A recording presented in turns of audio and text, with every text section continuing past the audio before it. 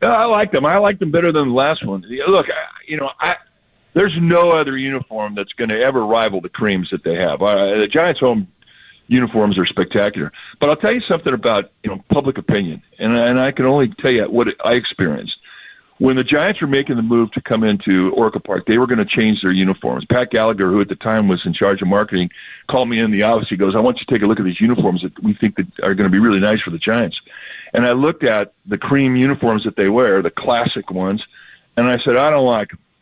And I didn't like them because they weren't the ones that we wore, that we introduced in 1983 and we went to the World Series with, et cetera. I was really proud of those unis. I loved them. But I didn't want to see the change. Then the change came, and they wore the new uniforms on opening day in 2000, and within about 3 days, I'm going, these uniforms are so sweet. Oh, my God. I wound up loving them, actually more than the ones that we wore. So bottom line is, any criticism that comes out early in regards to uniforms, you don't pay a whole lot of attention to. I thought that the uniforms last night were great. I thought that Rachel Height and her team really did a great job putting these things together. And they included a lot more people. I mean, Brad Graham's the Giants club. He was involved in it. Players were involved. They called up Logan Webb. They wanted his opinion in it. So it was a collaboration, and I think it really is something that showed well on the field last night.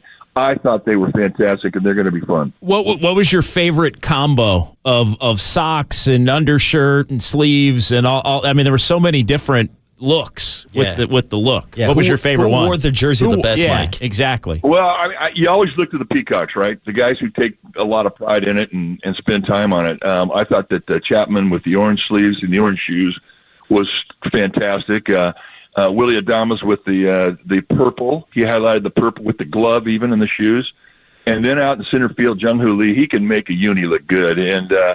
And his interpretation of it was just off the charts. I thought it was really kind of hard to screw up. I didn't think anybody screwed it up. We should have answered it that way, Yeah. Some guys, man, they got bodies where you could hang a $3,000 suit on it and they could screw it up in 10 seconds just putting it on.